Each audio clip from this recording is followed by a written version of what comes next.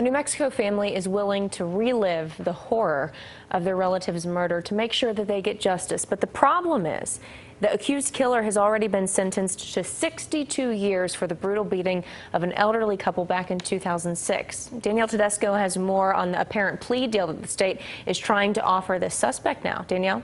Tessa, investigators say Michael Swick murdered his friend Alex Ogle before he and his cousin beat the elderly couple in Cuba, New Mexico. Again, Swick got decades in prison for the beating, but he may just do 1 year for the murder.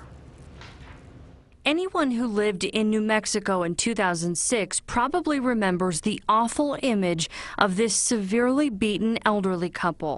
By the time I reached right here to the end of the couch, they were both on top of us. Rita and Carlos Atencio answered the door to two young men who said they needed to use the phone.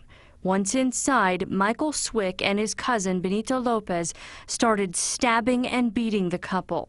The men left with the couple's van and $14.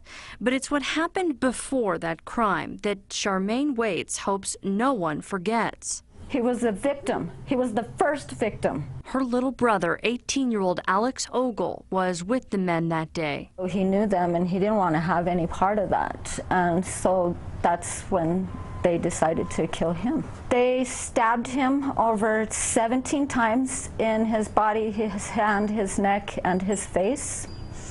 And then they beat his head in with a boulder and left him in the mountains to die. Swick was sentenced to 62 years for assaulting the couple. Waite says now the district attorney is trying to get her family to accept a plea deal for Swick's murder charge, giving him a 5-year sentence, most of the time already served. It's not fair to serve 1 year for stabbing an 18-year-old little boy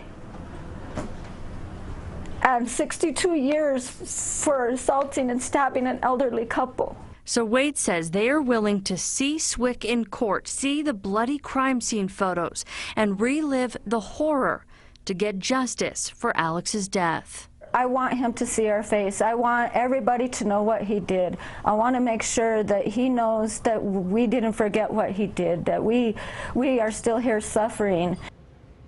I tried to contact the DA, Lemuel Martinez. Neither he nor his assistant could be reached for comment. Tom?